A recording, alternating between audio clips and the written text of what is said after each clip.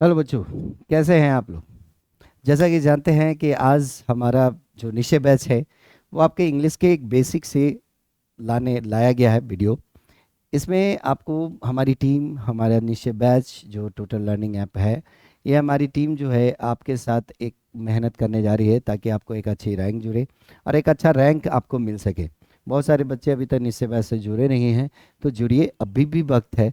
जुड़िएगा तो आपकी रैंक बहुत अच्छी आने की उम्मीद बहुत ज़्यादा है ना। और जो बच्चे नहीं जुड़े हैं वो जल्द से जल्द जुड़े। और हमारी इस चैनल में आज जो हम लोग पढ़ने जा रहे हैं वो अंग्रेज़ी की बेसिक से शुरुआत करने जा रहे हैं। बहुत सारे बच्चे जो होते हैं इंग्लिश में, खासकर वो बच्चे जो सरकारी स्कूल में ज़्यादातर पढ़ते हैं, वो इंग्लिश पे थोड़ा कम ध्यान देते हैं। ऐसे बच्चों की अंग्रेजी कमज़ोर नहीं होती है, अच्छी होती है, लेकिन थोड़ी सी ग्रामर उनकी दिक्कत करती है ना। तो आज जो मैं आपको पढ़ाने जा रहा हूँ वो ग्रामर की बेसिक शुरुआत करने जा रहा हूँ। और मेरा मेन मकसद ये रहेगा कि जो आपके एग्ज़ाम में, है ना, 15 क्वेश्चन जो इंग्लिश के पूछते हैं वो सारा का सारा क्वेश्चन आप, है ना, सही का सही बनाएं। तो ज़रूर इस वीडियो को लाइक कीजिएगा, शेयर कीजिएगा। और जो बच्चे हमारे चैनल से नहीं जुड़े हैं और जो बच्चे निश्चय बैच में अभी तक नामांकन नहीं लिए हैं और वो चाहते हैं कि उनका रैंक बहुत अच्छा हो, तो वो आप उसको आराम से ज्वाइन कर सकते हैं, ले सकते हैं। नीचे देखिएगा, नीचे जब वीडियो चलती रहेगी तो नीचे आप देखेंगे कि सारा उसका डिटेल आपको आता रहेगा। तो आपको ये पता चल जाएगा कि कैसे आपको इस बैच से जुड़ना है और कैसे निश्चय बैच को खरीदना है। और हमारी इस वीडियो को ज़्यादा से ज़्यादा लाइक करें, शेयर करें, ताकि हमें पॉजिटिव, है ना, थॉट मिले और हम लोग ज़्यादा से ज़्यादा मेहनत कर सके। तो चलिए हम लोग शुरू करते हैं। इंग्लिश ये बड़ा ज़रूरी चीज़ है, इसे इंटरनेशनल लैंग्वेज यूं ही नहीं कहा गया है ना। इसे इंटरनेशनल लैंग्वेज इसलिए नहीं कहा गया है क्योंकि इसके बिना लोग कहते हैं कि हिंदी हिंदी हिंदी हमारी मातृभाषा है, लेकिन ये हमारा जो है एक मजबूत तंत्र है, स्ट्रॉन्ग एक्टिविटी है। हिंदी हमारी अपनी जननी है, ये हमारे लिए बहुत ज़रूरी है। और इसके साथ साथ हमारे शरीर को पीछे से सपोर्ट जो करता है, हमारे लाइफ रूपी शरीर को इम्प्रूवमेंट जो देता है, वो उसमें इसका भागीदारी बहुत ज़्यादा होती है। तो जानते हैं आज हम लोग जो शुरू करने जा रहे हैं वह इंग्लिश की बेसिक शुरू करने जा रहे हैं। तो इंग्लिश की जो बेसिक है वो सबसे पहले हम लोग जानते हैं, है ना, क्या होता है। आप देखते होंगे पहला जो होता है अल्फ़ाबेट, है ना। अल्फ़ाबेट यानी लेटर कह सकते हैं, लेटर्स, है ना। तो अल्फ़ाबेट से ही हम लोग क्या बनता है, वर्ड बनता है। और वर्ड से ही सेंटेंस बनता है। यही तीनों का खेला जो है पूरे अंग्रेजी को संभालता है ना।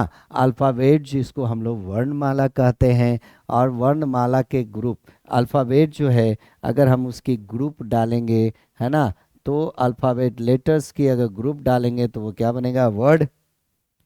और वर्ड की ग्रुप को डालेंगे तो वो क्या बनेगा, सेंटेंस। तो अ ग्रुप ऑफ लेटर्स अगर कहेंगे, a group of letters with real sense, real meaning is called word. बात समझ में आ रहा है। यानी कहने का मतलब है कि इस अक्षरों का एक समूह, है ना, वास्तविक अर्थ के साथ हो, बनता हो। एक वास्तविक अर्थ का, अक्षरों के वास्तविक अर्थ के समूह को हम लोग क्या कहते हैं, शब्द कहते हैं। हम लोग क्या कहते हैं, शब्द कहते हैं, है ना। जैसे अगर कहेंगे, उदाहरण देते हैं हम लोग, तो जैसे अगर देखिएगा, ये हमारा क्या है ना, ये हमारा क्या है, लेटर है। ये हमारा क्या है, लेटर है। ये हमारा क्या है, लेटर है। और जैसे ही हम इन लेटर को एक समूह में बना दिए तो ये हमारा क्या कहला गया, वर्ड कहला गया। और अर्थ भी तो निकल रहा है, आंट है तो अर्थ निकला इसका, है ना। और इसलिए इस आंट को हम लोग क्या कहेंगे, वर्ड कहेंगे। क्या कहेंगे हम लोग, वर्ड कहेंगे। क्लियर है बेटा। अब अगर इसी को बोलें, अगर सेंटेंस कहेंगे, है ना, तो सेंटेंस किसको कहेंगे, कहेंगे क्या, अ ग्रुप ऑफ वर्ड्स, एकदम साधारण सी भाषा में, मैं कोई किताब से नहीं दे रहा हूँ, मैं अपनी भाषा में लिखा रहा हूँ, विथ रियल मीनिंग या real sense is called, is called sentence. है ना। कहता है क्या कि शब्दों के वास्तविक अर्थ के समूह को हम लोग क्या कहते हैं, वाक्य कहते हैं। सेंटेंस को हिंदी में हम लोग क्या कहते हैं, वाक्य कहते हैं। क्लियर है बच्चों, सेंटेंस को हिंदी में हम लोग क्या कहते हैं, वाक्य कहते हैं। क्लियर है। जैसे अभी अगर हम बोले कि an ant is a small insect, देख रहे हो। तो यहाँ पे ये जो आप देख रहे हो, ये भी एक वर्ड है, ये भी एक वर्ड है, ये भी एक वर्ड है, ये पूरा एक वर्ड है, ये भी एक वर्ड है, ये डिटरमाइनर है ए, है ना। तो ये सब जब यहाँ पे देख रहे होगे फुल स्टॉप, यानी सब एक समूह में आया, तो ये पूरा जो समूह आया, इस पूरे समूह को हम लोग क्या कहते हैं, सेंटेंस कहते हैं। पूरे समूह को हम लोग क्या कहते हैं, सेंटेंस कहते हैं। है ना। और वास्तविक दे रहा ना कि चींटी एक छोटा, है ना, कीड़ा मकोड़ा है, एक स्मॉल इंसेक्ट है। समझ में आ रहा है, एक स्मॉल इंसेक्ट है। क्लियर है बच्चों, यहाँ तक तो समझ में आ गई सेंटेंस। अब हमारी बात, सबसे बड़ी बात होती है कि अल्फ़ाबेट जो होता है उसे दो भागों में बांटा जाएगा। एक जो होगा, यानी टोटल अल्फ़ाबेट कितने होते हैं, 26 होते हैं। टोटल अल्फ़ाबेट कितने होते हैं, 26 होते हैं। एक जो होता है वो आपका वोवेल होता है, और एक जो होता है वो आपका कॉन्सोनेंट होता है। एक जो वोवेल होता है, ये सब जानता है, ये हर बच्चे को जानकारी होगी कि वोवेल और कॉन्सोनेंट, सबको नॉलेज होगा कि वोवेल कौन होते हैं और कॉन्सोनेंट कौन होते हैं। तो जैसा कि हम लोग जानते हैं कि वोवेल को हिंदी में हम लोग क्या बोलते हैं, स्वर। वोवेल को हिंदी में हम लोग स्वर बोलते हैं, और कॉन्सोनेंट को हिंदी में हम लोग क्या बोलते हैं, व्यंजन बोलते हैं। क्लियर है बच्चों। हिंदी में स्वर और वोवेल को स्वर कहते हैं, और कॉन्सोनेंट को व्यंजन कहते हैं। जैसा कि हम लोग जानते हैं कि वोवेल जो होता है वो 5 होता है, और चूंकि हमारा अल्फ़ाबेट 26 है, इसलिए बाकी बचा 21 को हम लोग क्या बोलते हैं, कॉन्सोनेंट बोलते हैं। क्लियर है बच्चों। तो वोवेल हमारा, जैसा कि जानते हैं हमारा, कि वोवेल हमारा कौन होता है, तो वोवेल हमारा ए, ई, आई, ओ, यू को हम लोग वोवेल कहते हैं। ए, ई, आई, ओ, यू को हम लोग क्या कहते हैं, वोवेल कहते हैं। उसके बाद व्यंजन किसको कहते हैं, तो 5 को छोड़कर सभी को व्यंजन कहेंगे। जैसे B, C, D, F, G, H, J, K, L, M, N, P, Q, R, S, T, V, W, W जिसको पढ़ते हैं, वाई और जेड। तो देखिए, इसको अगर गिनेंगे तो क्या हो गया, 1 2 3 4 5 6 7 8 9 10 11 12 13 14 15 16 17 18 19 एंड 21। तो ये जो 21 हो गए हैं, ये आपके क्या कहला गए, कॉन्सोनेंट कहला गए। और इसको वोवेल, देखो इसको पढ़ते कैसे, ऐसे तो ए को ओ भी पढ़ा जाता है, ए भी पढ़ा जाता है, तो ए, ई, आई, ओ, यू को हम लोग वोवेल कहते हैं। जबकि B, C, D, F, G, H, J, K, L, M, N, P, Q, R, S, T, V, W, X, Y, Z को हम लोग कॉन्सोनेंट कहते हैं। यहाँ तक किसी को कोई दिक्कत, यहाँ किसी को कोई दिक्कत, बात समझ में आ गई, यहाँ तक तो समझ में आ गया होगा बच्चों, बात क्लियर है। यहाँ तक तो हम लोग ने देखा वोवेल। अब देखो सबसे पहली बात जो नेक्स्ट है, कि देखो सबसे पहली बात है कि जब हम लोग सेंटेंस कहते हैं, अभी तक हम लोगों ने चर्चा किया कि सेंटेंस किसे कहते हैं, एक ग्रुप ऑफ है ना, एक ग्रुप ऑफ क्या words with real sense that is called sentence, है ना। बात समझ में आ रही है। किसी लोग पूछ रहे हैं कि सेंटेंस जो होता है सर, है ना, वो किसको कहते हैं। ठीक है, तो सेंटेंस कहते किसको हैं, तो ये क्लियर हो गया। अब बात आती है कि देखो सेंटेंस में क्या क्या होता है। एक सब्जेक्ट होता है, ठीक है, और दूसरा प्रेडिकेट होता है। एक सेंटेंस में एक सब्जेक्ट होता है और बाकी प्रेडिकेट कहते हैं। यानी सब्जेक्ट प्लस प्रेडिकेट को हम लोग क्या कहेंगे, सेंटेंस कहेंगे। हिंदी में जैसा कि हम लोग जानते हैं, है ना, कि हिंदी में जो आता है सब्जेक्ट, जिसको हिंदी में हम लोग कर्ता कहते हैं, और प्रेडिकेट को हिंदी में हम लोग विधेय कहते हैं। ठीक है, हिंदी में प्रेडिकेट को हम लोग क्या कहते हैं, विधेय कहते हैं। यानी सब्जेक्ट हमारा क्या कहलाता है, कर्ता कहलाता है, और विधेय प्रेडिकेट कहलाता है। तो बात समझ में आ रही है, क्लियर है। तो बात आती है सबसे पहली बात कि सब्जेक्ट किसको कहते हैं। तो सब्जेक्ट किसको कहते हैं और प्रेडिकेट किसको कहते हैं, बात ये समझ में आना चाहिए कि सब्जेक्ट किसको कहेंगे और प्रेडिकेट किसको कहेंगे। ये बहुत ज़रूरी है जानना। तो देखिएगा, सबसे पहली बात जानो सब्जेक्ट किसको कहते हैं। कहता है क्या कि सब्जेक्ट दो तरह से होता है। सब्जेक्ट पहली सब्जेक्ट की पहली परिभाषा होती है क्या, कि टू डू एक्शन। सब्जेक्ट किसे कहते हैं, जो क्रिया करे। सब्जेक्ट किसे कहते हैं, जो क्रिया करे। जो क्रिया करे उसे हम लोग क्या कहते हैं, सब्जेक्ट कहते हैं, है ना। समझ में आया। सब्जेक्ट किसे कहेंगे, जो क्रिया करेगा। इसकी दो परिभाषा हमेशा याद रखना, इसकी दो परिभाषा होती है कि पहला जो काम करे, है ना। ठीक है, तो जैसे आप एक एग्जाम्पल अगर दोगे उदाहरण के लिए, जैसे राम एकदम जाना एट्स अ मैंगो। ठीक है, राम एट्स अ मैंगो। ठीक है, तो यहाँ पे सवाल आता है कि क्रिया करे। क्रिया किसको कहते हैं, जो हमारे सजीव जो काम करता है उसे ही हम लोग क्या कहते हैं, क्रिया कहते हैं। तो देखो यहाँ पे क्रिया क्या हो रही है ना, यहाँ पे जो हमारी क्रिया क्या हो रही है, खाने की। तो देखोगे खाने की क्रिया कौन कर रहा है, खाने की क्रिया कौन कर रहा है। तो हम लोग सब्जेक्ट कैसे पहचाने, इस तरह से कि खाने की क्रिया कौन कर रहा है। सब्जेक्ट की एक परिभाषा क्या होती है कि टू डू एक्शन।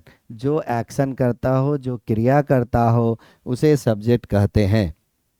तो खाने का क्रिया कौन कर रहा है बच्चों, है ना, राम। और इसलिए यहाँ पे राम को हम मूल सब्जेक्ट कहेंगे। इसलिए हमारा राम क्या कहला गया, सब्जेक्ट कहलाएगा। क्लियर है। दूसरी बात क्या होती है, सब्जेक्ट की दूसरी परिभाषा क्या होती है। सब्जेक्ट की दूसरी परिभाषा होती है टू से अबाउट हुम। टू से अबाउट हुम, देखो एकदम साधारण सी भाषा में मैं लिख रहा हूँ। टू से अबाउट हुम, एकदम साधारण सी भाषा में मैं इसकी चर्चा कर रहा हूँ, है ना। कि सेंटेंस की एक साधारण सी भाषा कि टू से अबाउट हुम, यानी इसकी परिभाषा जो साधारण सी है, यानी इसके बारे में बोला गया क्या, कि जिसके बारे में, जिसके बारे में कहा जाए, जिसके बारे में कहा जाए, है ना, जिसके बारे में कहा जाए उसे ही हम सब्जेक्ट कहते हैं। एक तो ये बात हो गई, क्लियर है बच्चों। बात समझ में आई। जैसे एग्जाम्पल देखें, एक उदाहरण से इसको समझेंगे, है ना। जैसे राम इज अ लीडर। तो देखो यहाँ पे एक राम जो होगा, ये किसके बारे में कहा जा रहा है, किसके बारे में कहा गया, किसके बारे में कहा गया। तो किसके बारे में कहा गया, राम के बारे में कहा गया। इसलिए यहाँ पे राम क्या कहलाया हमारा, इसलिए यहाँ पे राम हमारा क्या कहलाएगा, सब्जेक्ट कहलाएगा। इसलिए हमारा राम क्या कहलाएगा, सब्जेक्ट कहलाएगा। क्लियर है यहाँ तक, कोई दिक्कत, बात समझ में आ रही है? यहाँ तक तो समझ में आ गई कि सब्जेक्ट कौन होता है, सब्जेक्ट टू डू एक्शन, यानी जो क्रिया करे, और टू से अबाउट हुम। अब आती है कि प्रेडिकेट किसको कहते हैं। सबसे बड़ी बात है कि प्रेडिकेट किसको कहते हैं, तो जानते ही होंगे आप लोग में से कुछ लोग बताएंगे कि प्रेडिकेट किसको कहा जाता है। चलिए देखते हैं, कुछ लोग इसमें भी देख लें, जवाब दे रहे होंगे। ठीक है, ठीक है ना। चलिए तो देखते हैं हम लोगों को प्रेडिकेट, सबसे इम्पोर्टेंट चीज़ है कि प्रेडिकेट किसको कहते हैं हम लोग, है ना। तो देखोगे प्रेडिकेट कहता क्या है, इसकी परिभाषा जो हम लोग लिखेंगे, कहेगा क्या, all words of a sentence say about subject, say about a subject are called predicate. बात समझ में आ रही है? यानी कहने का मतलब है कि all words of sentence say about a subject are called predicate. यानी कहता इसका हिंदी अगर कहेंगे तो कहेगा क्या कि एक वाक्य के सारे शब्द, एक वाक्य के सारे शब्द कर्ता के बारे में, कर्ता के बारे में कहता हो, उसे प्रेडिकेट कहते हैं। All words of sentence say about a subject are called predicate. Predicate समझ में आया बच्चों, है ना, बात समझ में आ गई, क्लियर है, किसी को कोई दिक्कत? तो जैसे अगर हमें एक उदाहरण देखें, एग्जाम्पल को देखें, तो जैसे कहता है क्या, मान लो कहता है कि राम, है ना, Ram writes a, Ram writes a letter. यानी ये सब किसके लिए आ रहा है, ये सब मिलकर किसके बारे में कह रहा है, पत्र, एक पत्र लिखता है, तो कौन लिखता है, राम। तो इसलिए राम क्या हमारा हो गया, इसलिए हमारा राम क्या कहला गया, सब्जेक्ट, और ये पूरा क्या कहला गया, प्रेडिकेट। और सब्जेक्ट और प्रेडिकेट को आपस में जोड़ दो तो ये क्या कहला गया, हमारा सेंटेंस कहला गया। क्लियर है बच्चों? यानी सब्जेक्ट प्लस प्रेडिकेट को जोड़ दोगे तो वो क्या कहला जाएगा, सेंटेंस। यानी सब्जेक्ट को, सबसे आसान तरीका जान लो कि सब्जेक्ट को छोड़कर वाक्य के जितने भी शब्द होंगे वो सब आपको क्या कहला जाएंगे, प्रेडिकेट कहला जाएंगे। इस बात को हमेशा ध्यान रखिएगा। क्लियर है बच्चों? इस बात को जरूर ध्यान रखिएगा, प्रेडिकेट किसको कहते हैं। ये तो इतना तो समझ में आ गया। अब हम लोग देखेंगे सेंटेंस। सेंटेंस समझ में आ गई? सेंटेंस में एक सब्जेक्ट एक प्रेडिकेट होता है, फिर हम लोग पढ़ेंगे, अलग अलग पढ़ेंगे, समझ में आ रही है? तो सेंटेंस जो होता है ना, ये सेंटेंस कितने प्रकार के होते हैं? तो सेंटेंस जो होता है वो 3 प्रकार के होते हैं। हमारा वाक्य कितने प्रकार का होता है? तो हमारा वाक्य जो होता है वो 3 प्रकार का होता है, ठीक है। पहला जो होता है वो जो आपका होता है सिंपल, है ना। दूसरा जो होता है कंपाउंड, और तीसरा जो होता है वो होता है आपका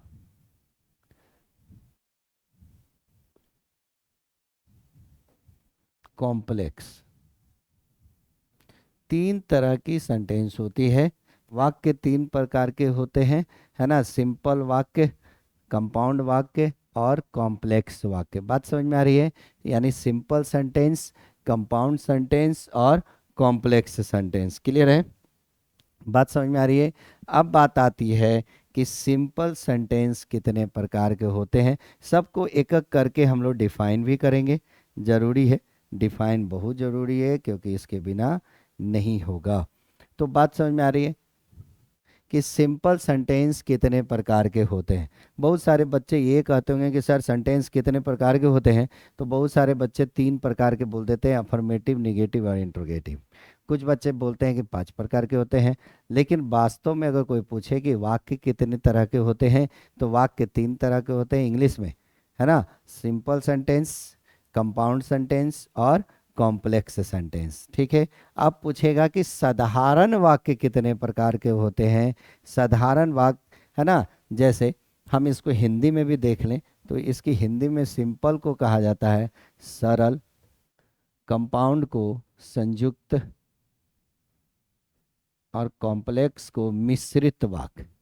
तो हिंदी में भी पूछता है कि वाक्य कितने प्रकार के होते हैं, तो हम बताएंगे 3 प्रकार के बोलते हैं, सरल वाक्य, संयुक्त वाक्य और मिश्रित वाक्य। इसके हम लोग पढ़ेंगे भी कि सरल वाक्य को कैसे समझेंगे, मिश्रित वाक्य कैसे पकड़ेंगे और संयुक्त वाक्य कैसे पकड़ेंगे, क्योंकि वाक्य पकड़ेंगे तभी तो ग्रामर का नियम आराम से हम लोग जान सकते हैं। तो चलिए सबसे पहले देखें कि सिंपल वाक्य कितने प्रकार के होते हैं। तो 5 प्रकार के होते हैं। सबसे पहला जो होता है वो होता है आपका असर्टिव। ठीक है। दूसरा जो होता है ना, वो होता है इंट्रोगेटिव।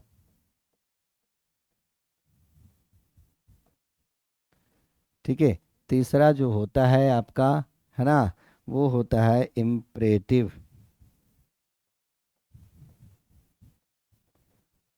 चौथा जो होता है वो होता है आपका, है ना, ऑप्टेटिव। और पांचवा जो होता है ना, वो होता है आपका एक्सक्लामेटरी। तो ये 5 तरह का सेंटेंस सिंपल सेंटेंस होते हैं। यानी सिंपल सेंटेंस 5 प्रकार के होते हैं। Assertive sentence, interrogative sentence, imperative sentence, optative sentence और एक्सक्लामेटरी सेंटेंस, है ना। अब बच्चों आप सोच रहे होंगे कि सर इसमें तो अफर्मेटिव सेंटेंस और नेगेटिव सेंटेंस तो दिख नहीं रहा है। तो ध्यान रखिए कि जो हमारा असर्टिव होता है यही 2 प्रकार का होता है। एक होता है आपका अफर्मेटिव सेंटेंस और एक होता है आपका निगेटिव सेंटेंस। यहाँ तक समझ में आया किसी को कोई दिक्कत? असर्टिव सेंटेंस जो होता है ना, वह 2 प्रकार का होता है। एक होता है अफर्मेटिव सेंटेंस और एक होता है आपका, है ना, क्या, ये इंट्रोगे अफर्मेटिव सेंटेंस, नेगेटिव सेंटेंस।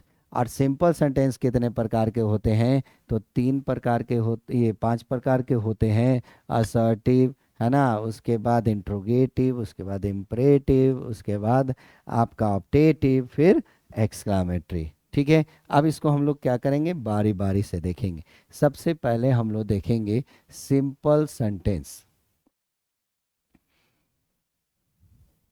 अब बात आती है कि सिंपल जो सेंटेंस है उसे सिंपल सेंटेंस किसको कहते हैं। तो देखोगे यहाँ पे कहता है अ सिंपल सेंटेंस, है ना।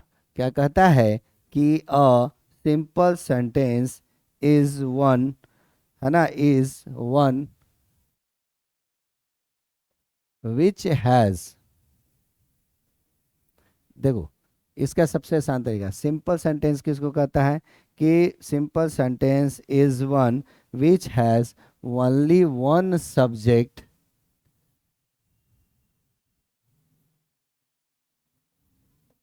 Only one subject and one predicate. अभी बताया था ना प्रेडिकेट किसको कहते हैं। कहता है कि जिसमें एक सब्जेक्ट और एक प्रेडिकेट हो, है ना, उसे ही हम लोग क्या कहते हैं, सिंपल सेंटेंस कहते हैं। जैसे अगर हम एग्जाम्पल, ये उदाहरण देखें, एज अ एग्जाम्पल लें, जैसे हम बोलेंगे डॉग्स बार्क एट नाइट।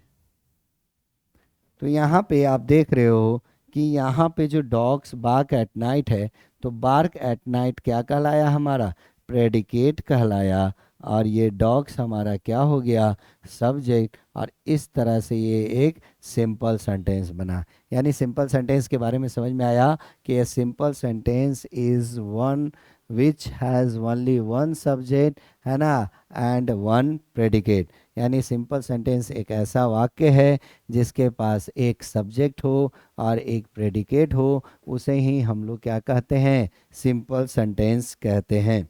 ठीक है, कुछ लोग पूछ रहे हैं कि सर सिंपल सेंटेंस में और उदाहरण, तो और उदाहरण दे दें। जैसे कहेगा उदाहरण में आपका ठीक है, ब्लैक ले लेते हैं, है ना। जैसे हमने कहा क्या कि श्याम श्याम कॉल्स मी, तो ये मुझे बुलाता है, और ये श्याम, तो श्याम आपका क्या हो गया, ये सब्जेक्ट हो गया, और ये क्या हो गया आपका प्रेडिकेट हो गया। और इस तरह से ये आपका क्या कहला गया, सिंपल सेंटेंस कहला गया। क्लियर है बच्चों, यहाँ तक तो समझ में आ गई। अब देखो हम लोग जो चलते हैं वो है इसके डिफाइन पे। नेक्स्ट देखें तो सबसे पहला जो हमारे सामने आता है वो आता है असर्टिव सेंटेंस, है ना। तो देखो एक चीज़ हम लोग पढ़ते हैं, ठीक है, तब उसके बाद इसको पढ़ेंगे। तो जैसा कि हम लोगों ने देखा, सबसे पहले हमको सिंपल सेंटेंस में देखो क्या क्या आता है। जैसे एक आएगा सिंपल सेंटेंस की रूपरेखा में, जैसे हम लोग को क्या आएगा, सब्जेक्ट आएगा, ठीक है, दूसरा क्या आएगा, वर्ब आएगा, और तीसरा क्या आएगा हमारा, ऑब्जेक्ट आएगा। बात समझ में आ रही है बच्चों, यहाँ तक तो समझ में आ रहा है कि एक सिंपल सेंटेंस में जो होता है एक सब्जेक्ट होता है। तो बात समझ में आ रही है, एक सब्जेक्ट, जैसा कि हम लोग इसके बारे में पढ़ चुके हैं, है ना, कि टू डू एक्शन। और भर्ब में हम लोग जब भर्ब की क्लास करेंगे बेसिक में इसके बाद, तो जैसा कि भर्ब में एक्शन को भी कहते हैं, तो भर्ब हो गया उसे एक्शन कहें। और ऑब्जेक्ट, ऑब्जेक्ट जो होता है हम इसको पढ़ते हैं, कहता है कि to impact of any action on object, to impact of any action. यानी इसका अर्थ क्या कहता है कि किसी क्रिया का प्रभाव, किसी क्रिया का प्रभाव जिस पर पड़े, यानी क्रिया हुई और उसका प्रभाव जिस पर पड़ेगा उसे ही हम लोग ऑब्जेक्ट कहते हैं। जिस पर पड़े उसे ही हम लोग क्या बोलते हैं, ऑब्जेक्ट कहते हैं। जैसे ऑब्जेक्ट यानी कर्म, यानी जो कर्म हुआ किया गया, तो क्रिया का प्रभाव जिस पर पड़ेगा उसे ही हम लोग क्या कहेंगे, ऑब्जेक्ट कहेंगे। जैसे एक एग्जाम्पल देखते हैं, हम लोग एग्जाम्पल देखते हैं। जैसे एक जाना पहचाना एग्जाम्पल है कि Ram Yeats a mango, Ram Yeats a mango. तो यहाँ आप देख रहे हैं कि खाया तो राम, और इस क्रिया का प्रभाव किस पर पड़ रहा है, मैंगो पर, इसलिए यहाँ पे मैंगो क्या हो गया, ऑब्जेक्ट। और क्रिया जो हुआ ये इट्स जो हो गया वर्ब हो गया, और राम क्या हो गया, सब्जेक्ट। तो इसलिए अगर हम ये कहें कि एक सेंटेंस जो बनता है वो हमेशा सब्जेक्ट, वर्ब और ऑब्जेक्ट से मिलकर बनता है। जब भी कभी सेंटेंस बनेगा तो उसमें एक सब्जेक्ट भी होगा, वर्ब भी होगा, और ऑब्जेक्ट भी होगा। बात समझ में आ रही है, यानी सब्जेक्ट के भी बारे में जान गए, वर्ब के भी बारे में जान गए, और ऑब्जेक्ट के भी बारे में आप ये बात जान गए। ठीक है, बात समझ में आ गई। तो इस तरह से हम लोगों ने सब्जेक्ट और ऑब्जेक्ट और वर्ब को जाना। अब हम लोग जो जानेंगे बात जो आएगी, इसके बाद जो हम लोग पढ़ेंगे नेक्स्ट जो है वो पढ़ेंगे कि असर्टिव सेंटेंस किसको कहते हैं।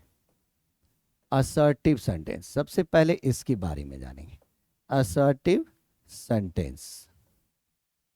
है ना, सेंटेंस के बारे में जानना बहुत ज़रूरी है। तो सबसे पहले जो हमारा है वो असर्टिव सेंटेंस किसको कहते हैं, ये हम लोगों को जानना बहुत ज़रूरी है ना। तो अधिकतर बच्चों को ये तो पता होगा कि असर्टिव सेंटेंस किसको कहा जाता है।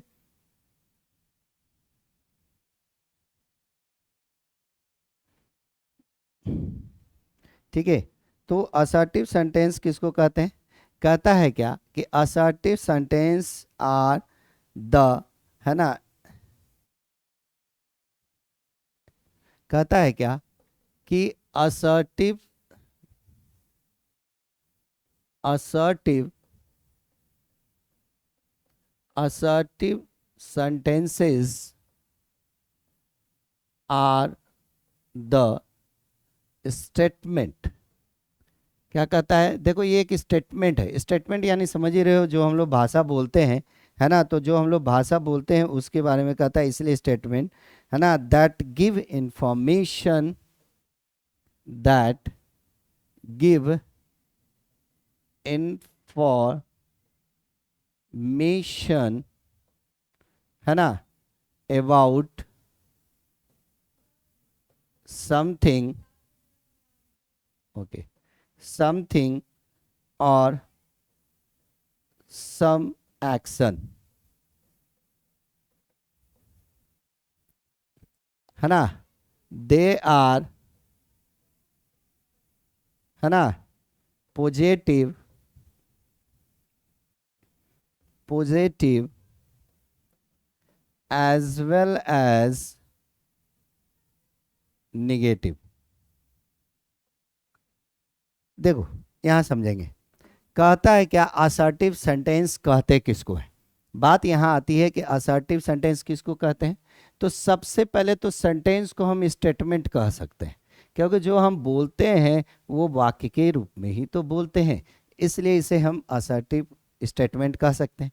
तो कहता है कि assertive sentences are the statement that give information about something और सम एक्शन, है ना, some actions, they are positive as well as negative. तो यहाँ पे कहता है कि असर्टिव वाक्य उसको कहते हैं जो हमें कुछ का या कुछ क्रिया के बारे में सूचित करता हो, उसे ही हम लोग क्या कहते हैं, असर्टिव सेंटेंस कहते हैं। जैसे यहाँ पे समझ में आ रहा है, इंफॉर्मेशन मतलब सूचित करना, इंफॉर्मेशन मतलब सूचित करना, गिव इंफॉर्मेशन यानी सूचना देता हो। अगर ऐसा कह दें कि, है ना, अगर ऐसा कह दे सूचना, तो किसके बारे में सूचना देता हो, अबाउट मतलब के बारे में, के बारे में किसके, समथिंग और सम एक्शन, किसको, सम क्रिया। यानी इसकी हिंदी देखिए आसानी से कर लेंगे हम लोग। कहता है कि असर्टिव वाक्य जो है एक स्टेटमेंट होता है जो हमें सूचना देता है किसके बारे में, कुछ चीज़ों के बारे में या कुछ क्रियाओं के बारे में। असर्टिव सेंटेंस पॉजिटिव भी होता है और निगेटिव भी होता है। बात समझ में आ रही है, यहाँ तक तो समझ में आ गया, किसी को कोई दिक्कत। असर्टिव सेंटेंस निगेटिव भी होता है और पॉजिटिव भी होता है। जैसे अगर हम बोलें कि आई हैव अ पेन, तो देखो यहाँ पे ये पेन जो है ये क्या हो गया, आपका समथिंग हो गया। उसी तरह से I have gone to market, I have gone to market, तो यहाँ पे जो देखोगे ये गोन जो है, यहाँ पे गोन क्या कर रहा है, एक्शन कर रहा है, इसलिए इसे हम क्या कहेंगे, असर्टिव सेंटेंस कहेंगे। या कहेंगे आई, है ना, एम नॉट, है ना, अ लीडर, है ना, या I am not doing work. तो यहाँ पे ये नकारात्मक रूप में बोल रहा है, इसलिए इन दोनों को हम लोग क्या बोलेंगे? असर्टिव सेंटेंस कहलाएंगे। फिर से एक बार देख लें कि assertive sentences are the statement that give information about something और some actions, they are positive as well as negative. ये असर्टिव सेंटेंसेस जो होते हैं वो हमेशा क्या, या तो पॉजिटिव होते हैं साथ ही साथ नेगेटिव भी होते हैं। इसको हम लोग पॉजिटिव सेंटेंस बोलेंगे और इसको हम लोग निगेटिव सेंटेंस कहेंगे। क्लियर है?